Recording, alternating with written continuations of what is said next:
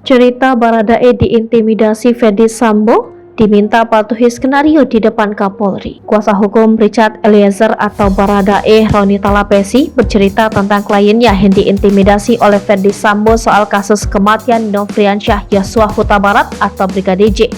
Pada awal terungkapnya kasus ini, Roni mengungkapkan bahwa Baradae sempat diminta Sambo untuk mengikuti skenario yang dia susun ketika hendak memberikan keterangan di hadapan Kapolri Jenderal Listio Sigit Prabowo.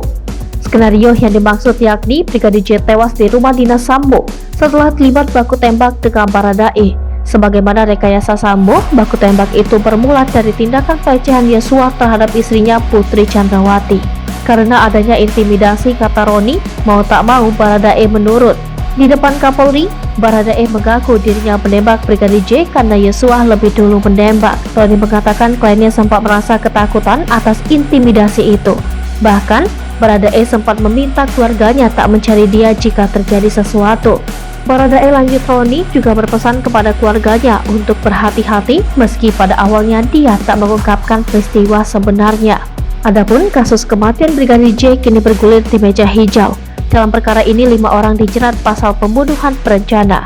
Kelimanya yakni Ferdy Sambo, istri Ferdy Sambo Putri Chandrawati, ajudan Ferdy Sambo Richard Eliezer atau Baradae dari Rizal, dan asisten rumah tangga Sambo Kuat Ma'ruf.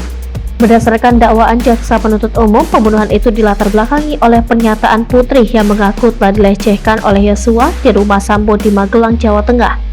Pengakuan yang belum diketahui kebenarannya itu lantas membuat Sambo marah hingga menyusun strategi untuk membunuh Yosua. Disebutkan bahwa mulanya Sambo menyuruh Ricky Rizal menembak Yosua, namun Ricky menolak sehingga Sambo beralih memerintahkan Richard Eliezer.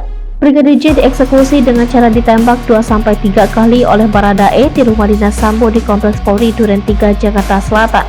Setelahnya Sambo menembak kepala belakang Yosua hingga korban tewas. Mantan Kepala Divisi Profesi dan Pengamanan Polri tersebut lantas menembakkan pistol milik Yosua ke dinding-dinding untuk menciptakan narasi tembak-menembak antara Brigadir J dan Baradae yang berujung pada tewasnya Yosua. Atas perbuatan tersebut, para terdakwa didakwa melanggar pasal 340 KUHP, subsidiar pasal 338 KUHP, Jungto pasal 55 ayat 1 ke 1 KUHP, Jungto pasal 56 ke 1 KUHP.